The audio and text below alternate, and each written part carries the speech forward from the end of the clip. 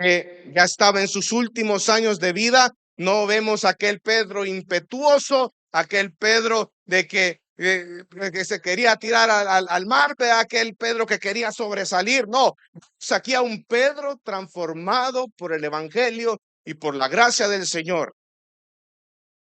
Un Pedro que el Señor había transformado y un Pedro pastoral.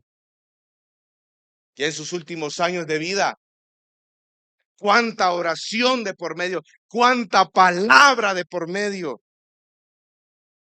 cuánta transformación, cuánto el hecho de que Dios esté forjando el corazón de esa persona durante años. Aquella persona que actuaba en ira y con enojo, que era una persona pronta para responder las cosas, ahora vemos una persona paciente, con mansedumbre, con humildad. ¿Quién es el único que puede hacer esa transformación en el corazón del hombre? ¿El hombre, hermanos? No, porque el hombre es un pecador. El único que puede hacer eso es Dios mismo. Entonces vemos a un Pedro ya pasado de años, ya un Pedro que ya está en sus últimos años. Y varios sucesos de la vida de Pedro se encuentran entrelazados en esta carta. Pero dice que esta carta tiene un destinatario y lo dice en el versículo 1, a los expatriados, a la dispersión del Ponto, Galacia, Capadocia, Asia, Bitinia, a los elegidos.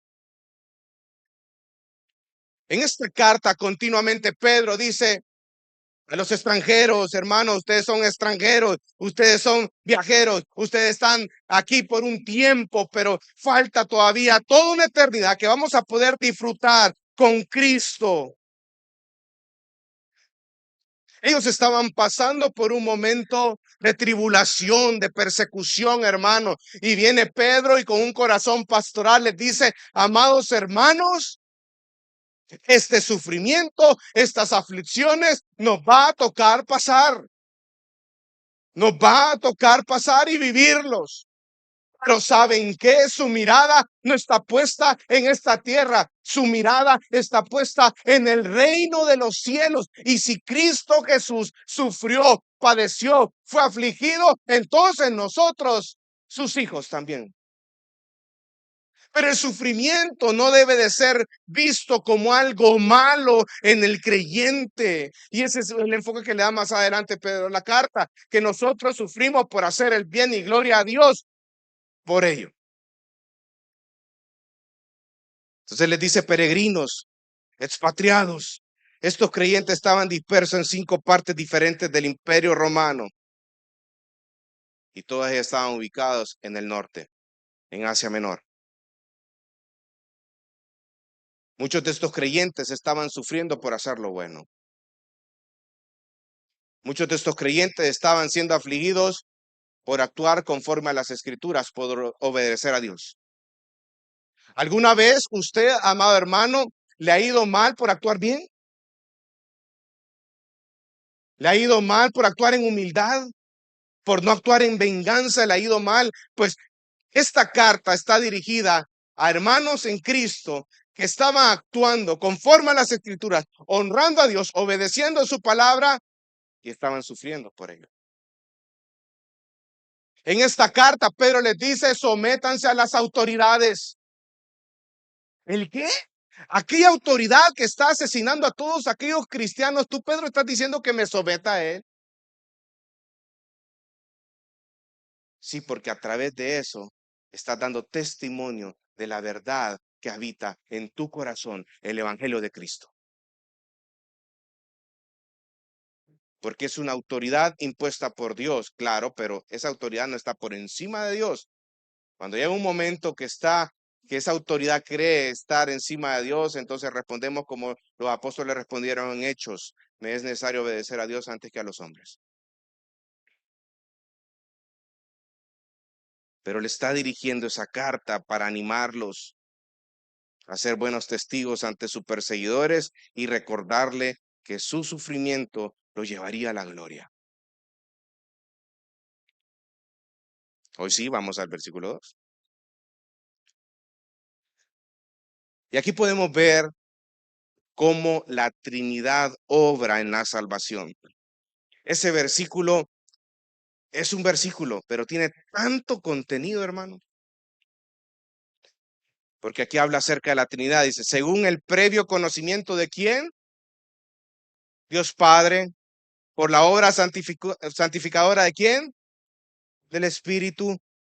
Y de ahí para obedecer a quién, a Jesucristo, y ser rociados con su sangre, que la gracia y la paz les sean multiplicadas a usted.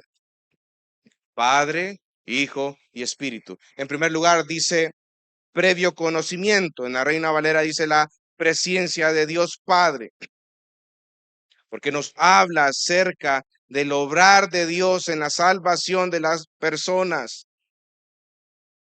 Todo empezó cuando Dios nos escogió desde antes de la fundación del mundo, como dice la carta a los Efesios capítulo 1, versículo 3 al 4, según el puro afecto de su voluntad.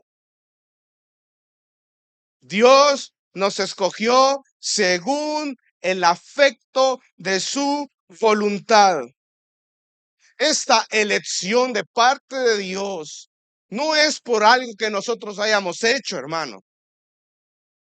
Muchas veces nosotros pensamos, no, es que como Dios vio de lo que yo iba a hacer en un futuro, porque Él conoce todas las cosas desde antes de la fundación del mundo. Entonces, como Dios vio cómo yo me iba a actuar, cómo yo me iba a desenvolver en esta vida, por ese motivo Dios me escogió, pero no no es eso lo que dice la Biblia. Porque si fuera así, fuera por tus obras.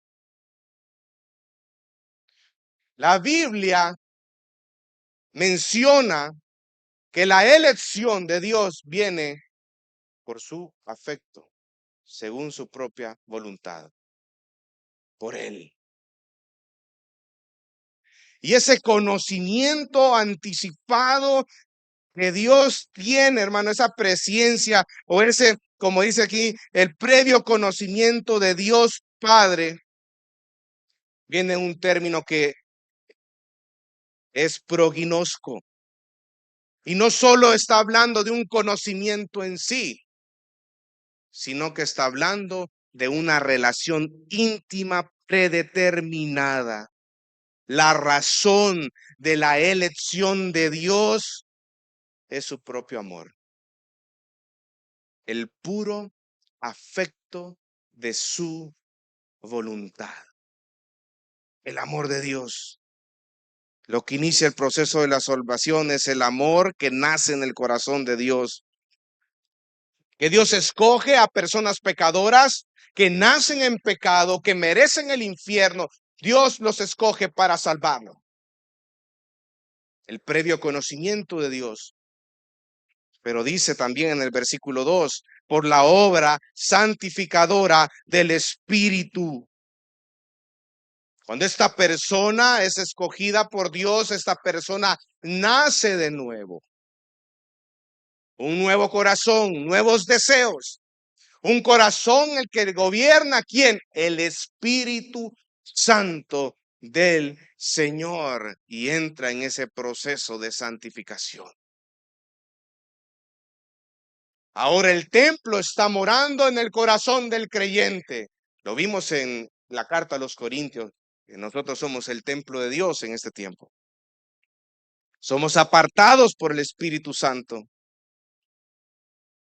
El hombre pecador no puede entrar a la presencia de Dios a menos que Dios lo santifique por medio de su Espíritu, a través de la sangre preciosa de Jesucristo. Por eso dice ahí, santificadora del Espíritu. El Espíritu. Y de ahí continúa para obedecer a Jesucristo y ser rociados con su sangre. Es bien interesante lo intencional que es Pedro cuando habla acerca de Jesucristo, que mencione la palabra obediencia.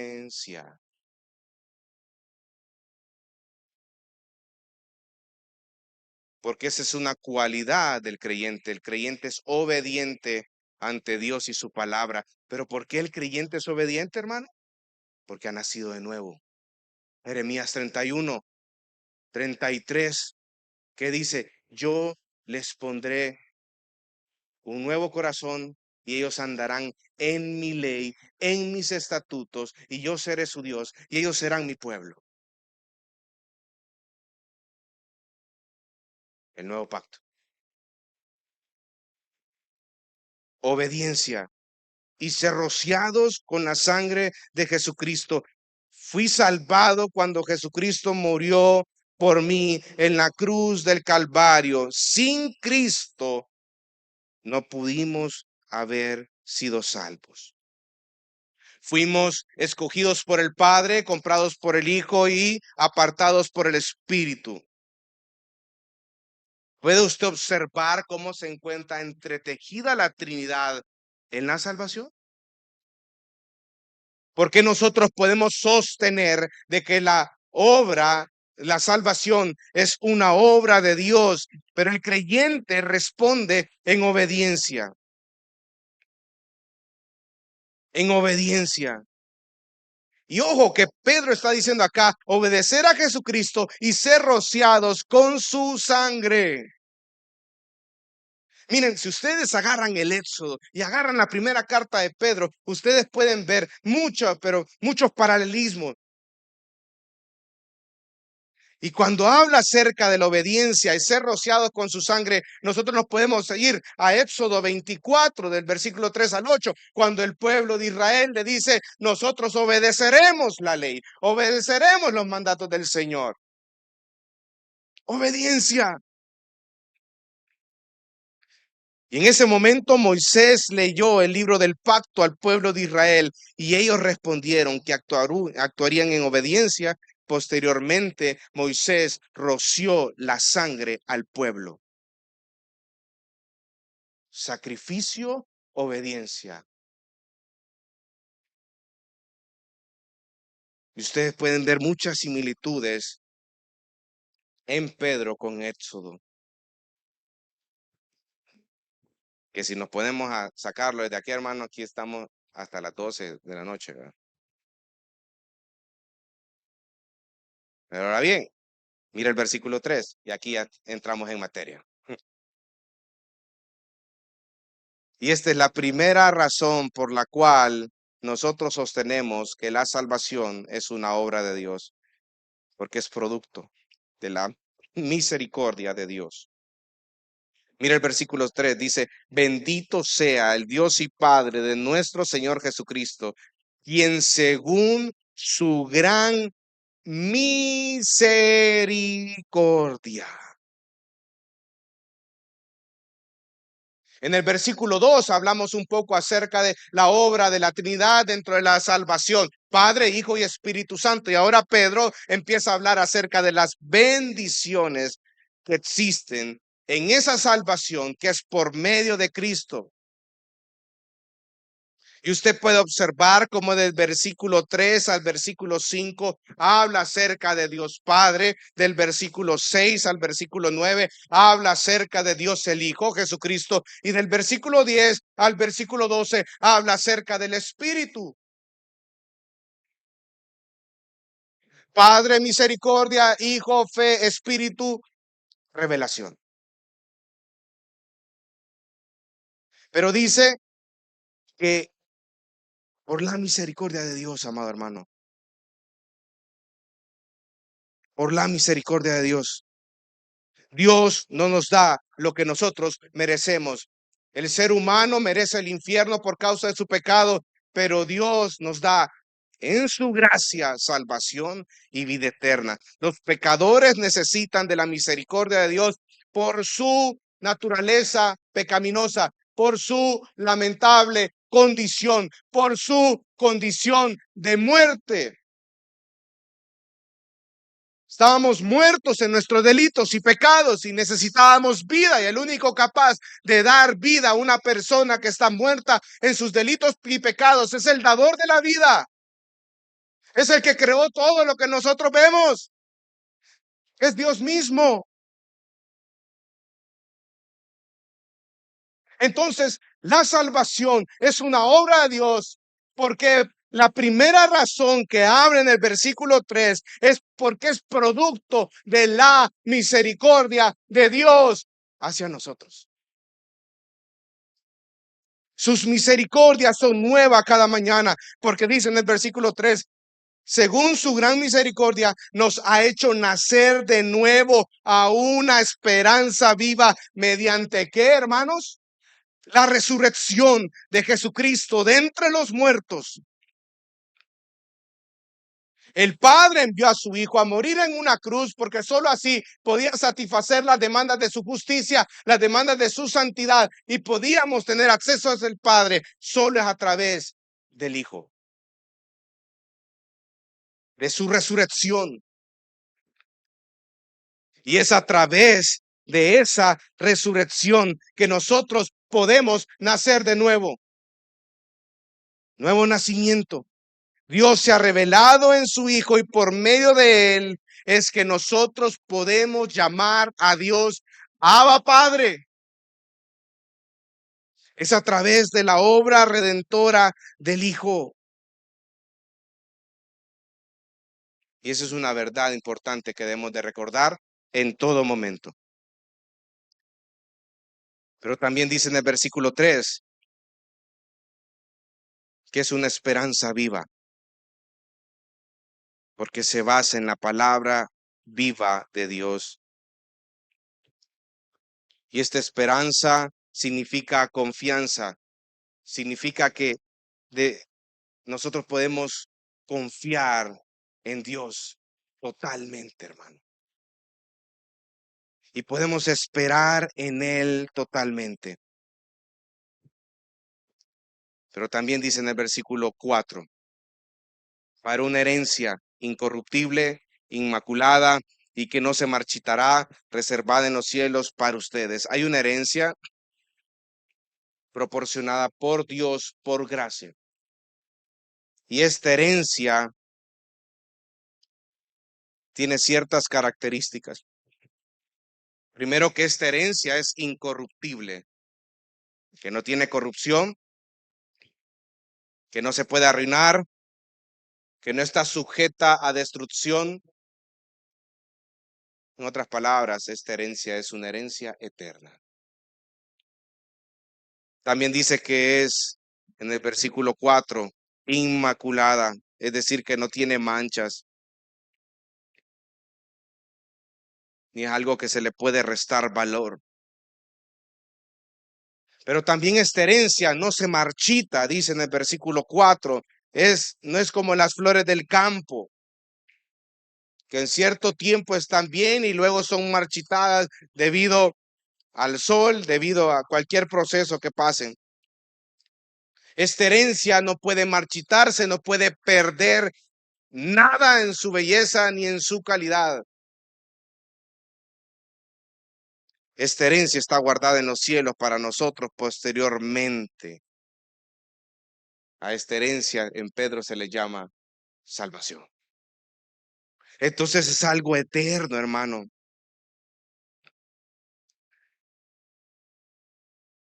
Y muchas veces nosotros entendemos esto, pero no vivimos de acuerdo a ello. Estamos acá, somos salvos y pensamos de que todo lo que acontece en nuestra vida es lo peor que nos puede pasar. Pero te imaginas tú si alguna vez en tu vida tú vienes y asimilas esta gran verdad y empiezas a decir, Señor, yo soy salvo por la obra meritísima del Hijo. Ahora tengo al Espíritu Santo en mi corazón. Entonces, pase lo que me pase, yo sé que tú estás ahí, Señor. Yo sé que tú estás en el control de mi propia vida y yo confío en ti. A pesar de la adversidad, a pesar del sufrimiento, yo tengo mi esperanza depositada en que en mis propias posesiones no creo. No podemos depositar nuestra confianza en bienes temporales de esta vida, amado hermano. No podemos confiar ni depositar nuestra confianza en cosas terrenales porque caducan, no son inmarcesibles, no son inmaculadas, no son eternas. Nuestra confianza tiene que estar depositada en aquel que es el dador de la vida, aquel que nos da esperanza, es decir, a Cristo Jesús.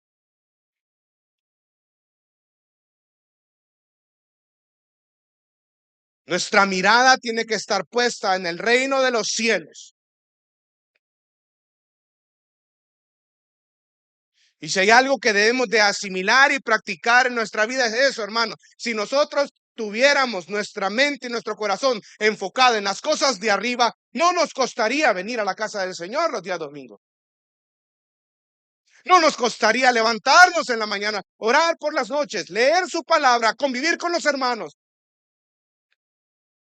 Pero muchas veces nuestra mente y nuestro corazón no está alineada a las cosas de arriba, sino que más bien nuestra mente y nuestro corazón está alineada con las cosas de la tierra. Nos afligimos, nos deprimimos, nos pasamos un mal momento o estamos mal debido a qué?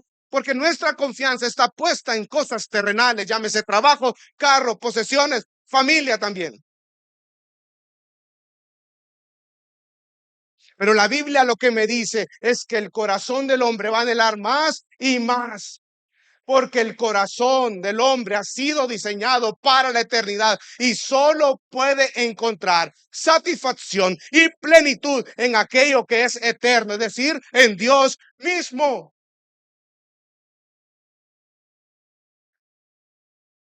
No hay satisfacción, no hay plenitud lejos de Dios, hermano. No hay gozo lejos de Dios, no hay esperanza lejos de Dios. Y eso es lo que Pedro nos está tratando de enseñar acá, y es lo que él estaba predicando a esos expatriados que estaban sufriendo constantemente. Esperen, esperen, porque ese Cristo Jesús, el cual fue profetizado que iba a venir aquí en carne, que iba a nacer en Belén de Frata, ese Cristo Jesús nació en un pesebre, vino. Esas profecías fueron una realidad cuando Cristo vino. Y si Cristo dice que vendrá otra vez, Él vendrá otra vez. Pongamos nuestra esperanza en Cristo. Mira el versículo 5. Mediante la fe, ustedes son protegidos por el poder de Dios para la salvación que está preparada para ser revelada en el último tiempo. Son protegidos por el poder de Dios. Somos guardados por Dios. Podemos mantenernos firmes en nuestra salvación. Podemos andar en el evangelio. ¿Saben por qué? ¿Por nuestras capacidades, hermano? No, hermano, porque somos guardados, preservados por el poder de Dios. ¿Se dan cuenta cómo el Señor no solo nos da una salvación, sino que nos mantiene firme hasta que Él venga? ¿Y por qué nosotros podemos afirmar que nosotros somos guardados por Dios? Porque tenemos al Espíritu Santo en nuestros corazones. Porque tenemos su santa palabra, que podemos ir, escudriñarla, entenderla, estudiarla, deleitarnos en ella. Y es a través de esa palabra que conocemos más a Dios, ¿no es cierto? Somos guardados por Dios, por el poder de Dios. Somos protegidos por el poder de Dios. Dios nos guarda en todo nuestro camino por medio de su palabra y su Espíritu Santo. Hasta que estemos en la gloria de Dios, cuida cada uno de sus hijos siempre por amor de su propio nombre. ¿Saben por qué Dios nos protege constantemente? Por su propia gloria, porque Él es fiel. Fiel y verdadero, dice en el libro de Apocalipsis.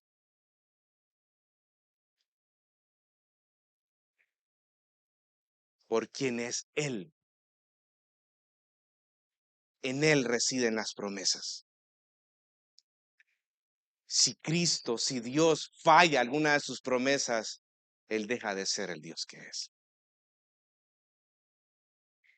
Él es verdad, Él es fiel, Él es justo, Él es soberano. por amor de su propio nombre, Dios nos guarda para alcanzar esa salvación que está preparada para ser manifestada en el tiempo postrero. Dice un autor, y se lo voy a leer, lo expresó James Gray, se llama, lo expresó en uno de sus cantos, dice: ¿a quién le importa la jornada cuando el camino conduce a casa? Si el sufrimiento de hoy quiere decir que habrá gloria mañana, entonces el sufrimiento llega a ser una bendición para nosotros. Eso vivimos. En eso vivimos nosotros. Si tú piensas que este nuevo año no vas a sufrir, hermano, en el amor de Cristo que te tengo, vamos a sufrir, hermano. Vamos a ser afligidos. Pero si ese sufrimiento permite que Dios siga obrando en mi corazón y hacerme parecido cada día más más a Él, gloria a Dios, que venga ese sufrimiento. Si ese sufrimiento me va a llevar a mí a confiar más en Dios, gloria a Dios, porque hay mucho egoísmo en mi corazón, hay mucho orgullo, hay mucho deseo desmedido por controlar las cosas de mi vida, y eso es pecaminoso. Y lo perfecto y lo precioso del Señor es que agarra esos ídolos pequeños en nuestros corazones y los va desbaratando, los va destruyendo uno por uno para decirnos: yo soy Dios y estoy sentado en el trono. No hay nadie a la par mía. Y gloria a Dios por ello. Ahora bien, vamos en el versículo 6, y esta es la segunda razón por la cual nosotros sostenemos que la salvación es una obra de Dios, porque solo es posible por medio de Jesucristo. Mire el versículo 6, dice: en lo cual ustedes se regocijan grandemente, aunque ahora por un poco de tiempo, si es necesario, sean afligidos con diversas pruebas, para que la prueba de la fe de ustedes, más preciosa que el oro, que perece, aunque probado por fuego, sea hallada, que resulta en alabanza, gloria y honor en la revelación de Jesucristo. Curioso, porque esta carta está escrita para hermanos en Cristo que están siendo perseguidos y están pasando por pruebas. Y aquí no veo a un Pedro diciéndole: oren para que esa prueba ya Dios la quite de sus vidas. No. Aquí vemos un Pedro que les dice: pasen esa prueba, porque si el Señor la ha mandado es porque va a hacer la obra en sus corazones. Confíen en Dios. Y en este versículo 6 nos habla acerca de la naturaleza de las pruebas.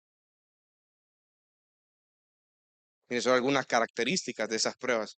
Mira el versículo 6, en los cuales ustedes se regocijan grandemente, aunque ahora por un poco de tiempo. En primer lugar, amados hermanos, las pruebas son temporales. Comparados con la eternidad, es algo muy pequeño el tiempo de duración de estas pruebas. Son temporales, hermano. A veces nosotros nos enfocamos tanto en que no vamos a salir, no vamos a salir, no vamos a salir, pero es algo de carácter temporal, hermano. Son temporales, ya sea que pasa o nos morimos, pero son temporales. Por eso es que dice ahí, vea, aunque ahora por un poco de tiempo. Nuestra confianza en Dios no se basa en circunstancias temporales que cambian constantemente, sino que proviene de la relación eterna e inmutable que no cambia con Dios, la roca de los siglos. No es que porque las cosas están bien en mi casa este día y en esta mañana, es que yo voy a confiar en Dios. Y cuando las cosas están mal, entonces dejamos de confiar en Dios. Cuando tengo trabajo, gloria al Señor, vengo a la iglesia, alabo al Señor, leo la Biblia y voy y hago y todo. Y cuando no tengo trabajo, hay algo mal, hermano. Hay algo mal en todos aquellos que son variantes, que son variables, que no se mantienen constantes, que son situacionales, circunstanciales. Cuando las cosas están bien, vamos a la iglesia. Cuando las cosas están mal, ya no vamos a la iglesia. O viceversa, cuando las cosas están mal, vamos a la iglesia, y cuando las cosas están bien, nos olvidamos. Hermano, lo que la Biblia me dice es que en todo momento debo alabar, adorar, buscar a Dios siempre. Constancia. Santiago dice que el hombre de doble ánimo es inconstante en un camino, no, en todos los caminos.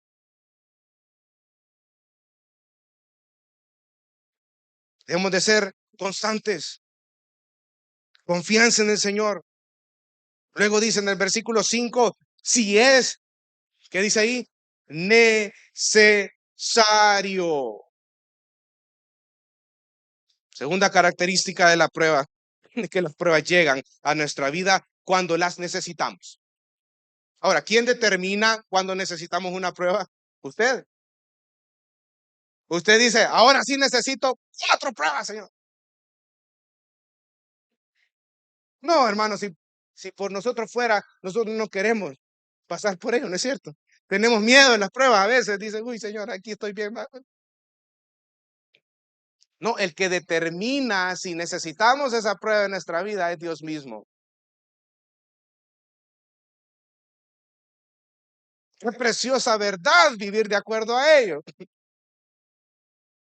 Pensar que cuando estoy pasando por una prueba es porque yo necesito crecer en un área en específico de mi propia vida y que ha sido diseñada, orquestada por Dios para mí,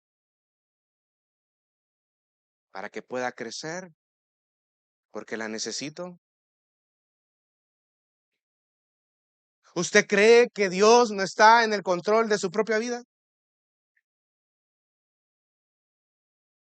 ¿Usted cree que Dios no está en el control de esa situación de enfermedad? ¿Usted cree que Dios no está en el control de su desempleo? ¿Usted cree que Dios no está en el control de su problema familiar? Nada se escapa del control soberano del Señor. Él es el Rey de Reyes y Señor de Señores, y Él tiene a su creación siempre controlada, hermano. ¿Que hay maldad? Hay maldad. Pero Dios sigue haciendo su voluntad, incluso en medio de la maldad de los propios hombres.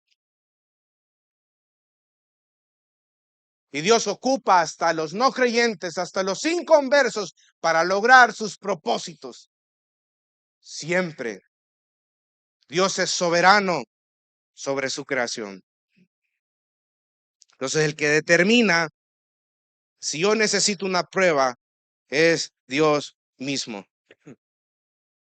Ahora imagínense esta carta que está siendo leída a los expatriados que están siendo perseguidos, y viene y Pedro les dice, hermanos, si ustedes están pasando por este momento de persecución, es porque Dios lo ha permitido en su propia vida y es porque ustedes y yo lo necesitamos para poder crecer más en la confianza de nuestro Dios. Así que gloria a Dios, hermanos. Y si morimos, vamos a morir para el Señor. Y si vivimos, vamos a vivir para el Señor. Sea que muramos o que vivamos, del Señor somos. Si es necesario. A veces las pruebas nos disciplinan cuando no hemos obedecido la voluntad de Dios. En otras veces la prueba nos ayuda a crecer espiritualmente. Pero ahí es donde viene esta verdad y que yo tengo que digerir, que tengo que masticar, que tengo que comer y que tengo que tragarme la verdad de la soberanía de Dios. Porque ahí, en la soberanía, hay una confianza en Dios que si me pasa esto que me está pasando, es porque yo lo necesito. Y es porque dentro de todo lo que Él ha diseñado, esto es lo que más gloria le trae a Él. Eso es vivir de acuerdo a la Biblia. El mejor consejo es glorifica a Dios en medio de la prueba. Y dentro de ese, todo lo que hagamos para la gloria del Señor, recuerda que la base de esa afirmación es que Dios ama su propia gloria más que a nada.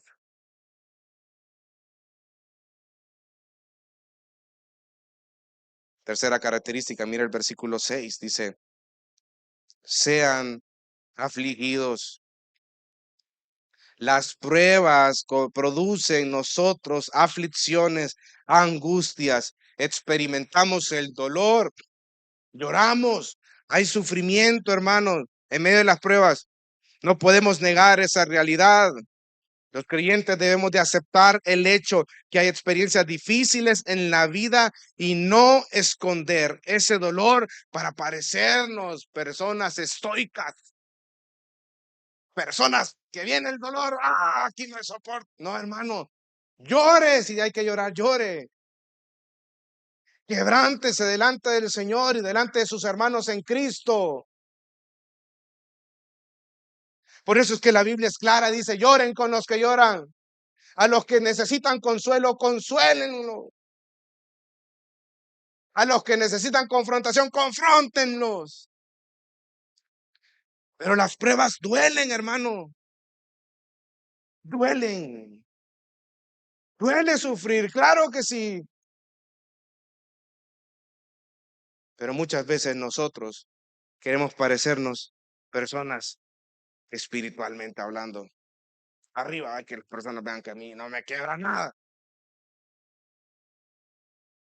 Pues aquellos que piensan que no los quiebra nada, doble, triple hasta que lo quiebren. Porque eso denota orgullo en el corazón del creyente.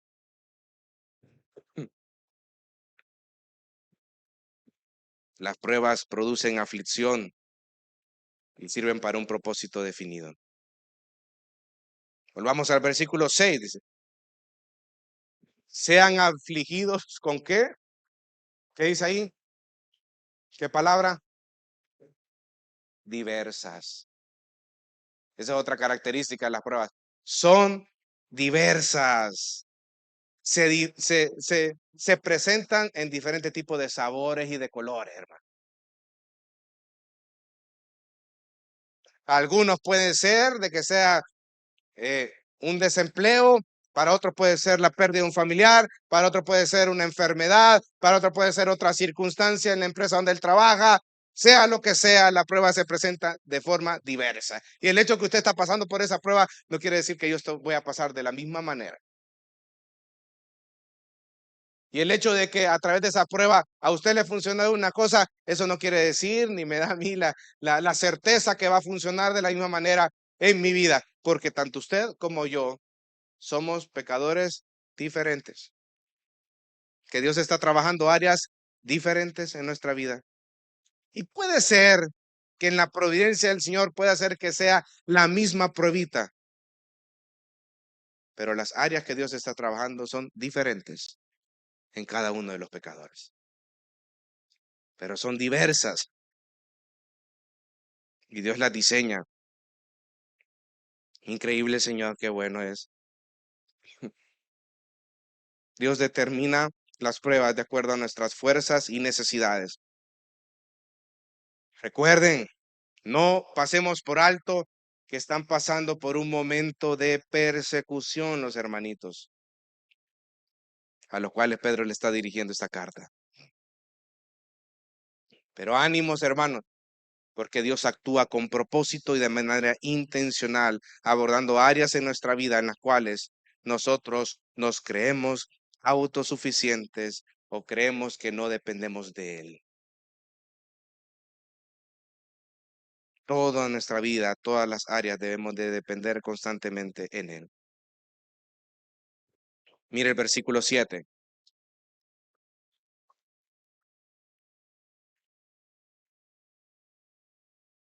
Dice, para que la prueba de la fe de ustedes, más preciosa que el oro que perece, aunque probado por fuego, sea hallada, que resulta en alabanza, gloria y honor en la revelación de Jesucristo.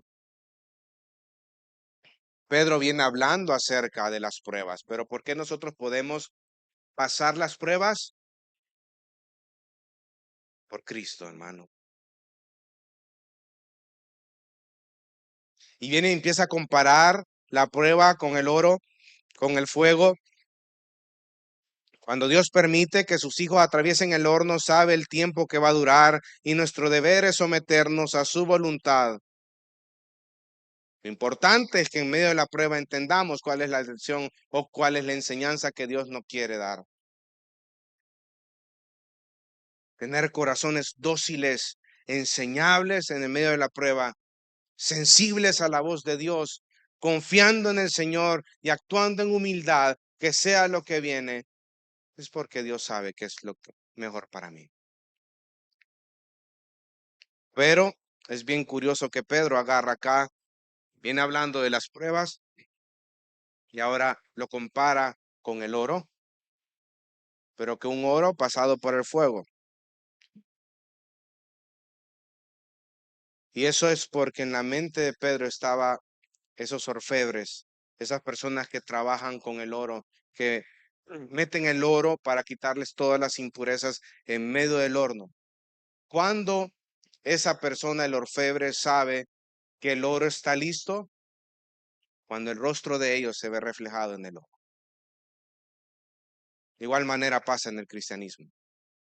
Cuando nosotros como cristianos estamos listos a salir de esa prueba, cuando el rostro de Cristo está reflejando en nuestras vidas, en esa área en específico. El oro, el fuego, las pruebas nos preparan para la gloria venidera. Por eso debemos de gozarnos en ella. Debemos de mirar hacia adelante. Por eso es que dice ahí, al final del versículo 7, gloria y honor en la revelación de Jesucristo. ¿Por qué la salvación es una obra de Dios? Porque solo por medio de Cristo, nuestro Dios, que nosotros la podemos alcanzar, que nosotros la podemos obtener. Y mire lo que dice en ese versículo 8, a quien sin haber visto, ustedes lo aman. Jesucristo, nuestro Dios. Jesucristo es el autor y consumador de nuestra fe, dice Hebreos capítulo 12, versículo 2. Y el hecho de que Cristo venga nuevamente por su iglesia, eso nos debe de motivar a continuar en esta vida. Debemos de entender que si Cristo vino una vez, vendrá nuevamente por su iglesia, porque Él es fiel a sus promesas y Él es verdad. Pero me encanta lo que dice acá, a quienes ustedes aman sin haberle visto. Solo me recuerda cuando Tomás el incrédulo dijo, si yo no veo esas llagas, entonces yo no voy a creer, yo no voy a creer en eso. No voy a creer que Cristo sea resucitado. Viene el Señor y se le muestra a Tomás el incrédulo y le dice, toca las llagas. Él lo tocó. Verdaderamente eres el Hijo de Dios. Viene el Señor y dice una gran verdad. Después de eso dice, tú porque has visto es que crees, pero bienaventurado aquellos que sin haberme visto han creído. ¿Quiénes son ellos? Nosotros. Por eso es que dice en el versículo 8, a quienes sin haber visto, ustedes lo aman. Y aquí Pedro da 3 instrucciones para disfrutar de la salvación en este tiempo, incluso estando en las pruebas. En primer lugar, la primera instrucción es, ama a Cristo. Entrégate totalmente a aquel que dio su vida por ti. Nuestro amor hacia Cristo reside en nuestra comunión espiritual con Él. ¿Por qué nosotros podemos amar a Dios? Primera de Juan lo responde, porque Dios los amó primero. ¿Por qué yo puedo amar a mis hermanos? Primera de Juan responde, porque han nacido de nuevo. Y como Dios es amor, ustedes pueden amar a otros. Ustedes pueden entregarse a otros pecadores sacrificialmente, de la misma manera como Cristo Jesús se entregó en la cruz del Calvario. No le importó dar su propia vida en la cruz del Calvario por obediencia al Padre para poder ejecutar su plan salvífico y ser llamados hijos de Dios. El amor de Cristo, dice Pablo, nos constriñe. El amor de Cristo nos debe de a nosotros hacer el corazón pequeño y ser más dado a los hermanos. Porque el humano, el hombre, en su naturaleza pecaminosa, es más egoísta y solo piensa en sí mismo. Nunca piensa en los demás. Entonces, hermano, qué bueno es poder disfrutar de ese amor en una comunidad de la fe. Por eso que dice el versículo 8, y quien sin haber visto, ustedes lo aman. Y viene la segunda instrucción del versículo 8, a quien ahora no ven, pero creen en él. No lo ven, pero están confiando en él, están creyendo en él, el autor y consumador de nuestra fe. Confiamos en él.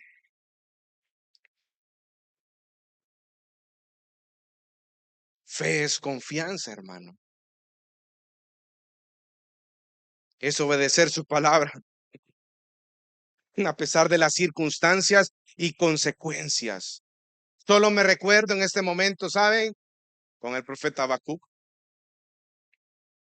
Habacuc estaba consternado y le estaba diciendo al Señor, Señor, ¿cómo es posible que una persona como los caldeos vengan a castigar a tu pueblo? ¿Cómo es posible que ellos que ni creen en ti sean utilizados por ti para castigar a aquellos que sí creemos en ti? No me cuadra en mi cabeza. No lo entiendo. ¿Por qué haces eso? Viene Dios y le responde a Habacuc y le dice, el hecho de que ellos lo ocupen, y ahí puedes tener un ejemplo de que Dios incluso ocupa a las personas paganas para lograr sus propósitos. Viene Dios y le dice, no te preocupes, Habacuc. El justo por la fe vivirá. Ese versículo, Habacuc capítulo 2, versículo 4, que luego Pablo lo ocupa en Romanos. Y viene la respuesta. Dios le dice a Habacuc, no te preocupes porque ellos van a ser castigados también. Porque yo soy justo. Y si ellos han hecho algún pecado, han actuado en injusticia, ellos van a pagar por ello. No te preocupes por ello. Luego Habacuc en el capítulo 3. Y si quiere vamos a Habacuc capítulo 3 para que pueda ver.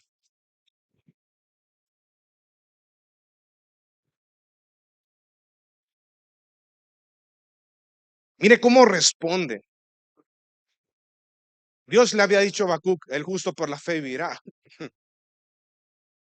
Capítulo 3, versículo 17. Es una oración que Habacuc le hace luego que él ha entendido todo esto por lo cual estaba pasando y que puede descansar su vida en un Dios que es inmutable, un Dios que es justo.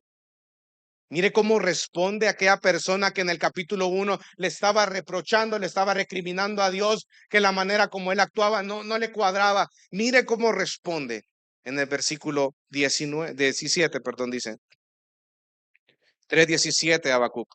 Aunque la higuera no eche brotes, ni haya fruto en las viñas, aunque falte el producto del olivo y los campos no produzcan alimento, aunque falten las ovejas del redil y no hayan vacas en los establos. O sea, en otras palabras, Habacuc está dando un panorama catastrófico acá.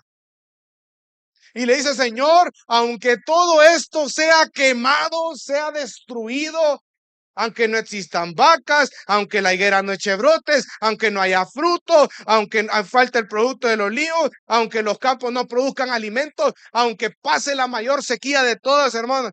Y en el versículo 18 dice, con todo yo me alegraré en el Señor, me regocijaré en el Dios de mi salvación. El Señor Dios es mi fortaleza. Póngale una palabra a esos versículos que hemos hablado y es fe. Mas es justo, por la fe vivirá.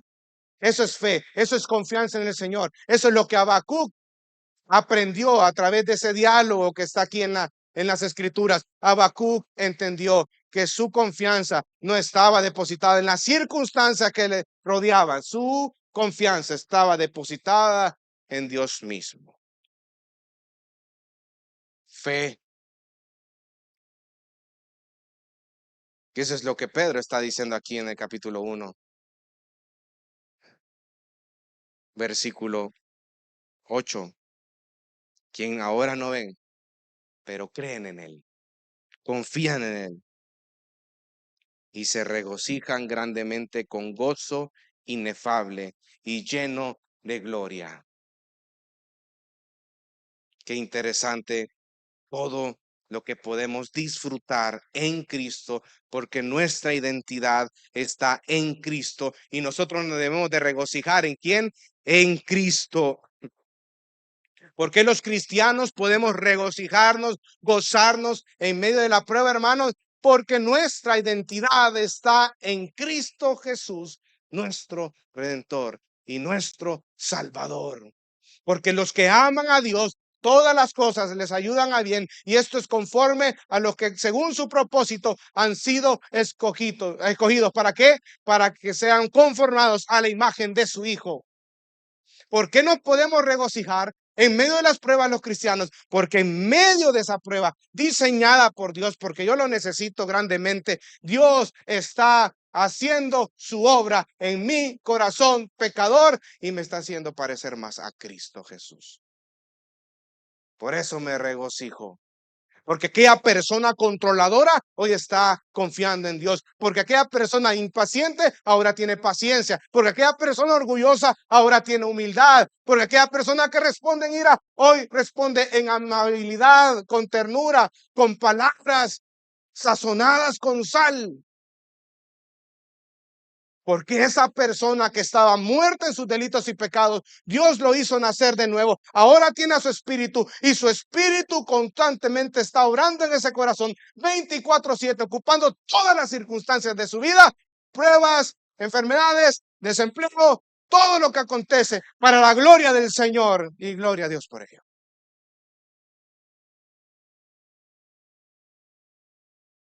Por eso es que nos gozamos obteniendo como resultado de su fe la salvación de sus almas. Y finalmente, la tercera razón, voy a robar un par de minutos más, hermano, no se preocupen. De todos modos, se van a desvelar en la noche, así que no se preocupen por eso. A bailar la bala van a ir más noche, ya ven. Sí, amén, dice.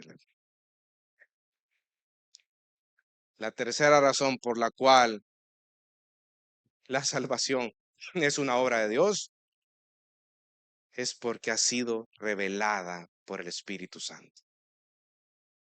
Mire el versículo 10, subraya lo que precioso lo que dice ahí. Acerca de esta salvación, los profetas que profetizaron de la gracia que vendría a ustedes. ¿Qué hicieron esos profetas? Diligentemente inquirieron y averiguaron, procurando saber qué persona o tiempo indicaba el Espíritu de Cristo dentro de ellos. Al predecir los sufrimientos de Cristo y las glorias que seguirían. A ellos les fue revelado que no se servían a sí mismos, sino a ustedes, y en estas cosas que ahora les han sido anunciadas, mediante lo que les predicaron el Evangelio por el Espíritu enviado del cielo, cosas a las cuales los ángeles anhelan mirar. Los profetas del Antiguo Testamento estudiaron diligentemente esas profecías que Dios había dado a su pueblo en ese momento. A mí solo se me viene a la mente Daniel.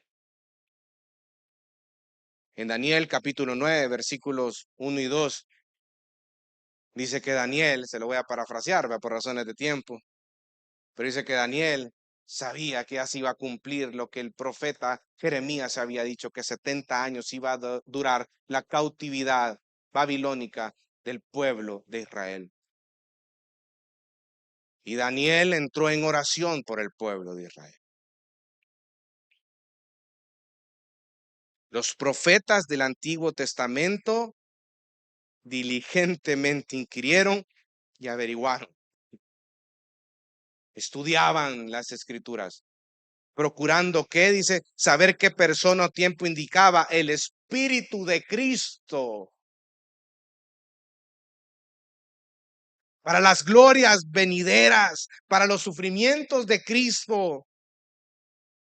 Era parte de un plan, un gran plan diseñado por Dios desde la eternidad para sus hijos, porque Dios le fue revelando progresivamente a cada uno de esos profetas del Antiguo Testamento su plan salvífico para su pueblo.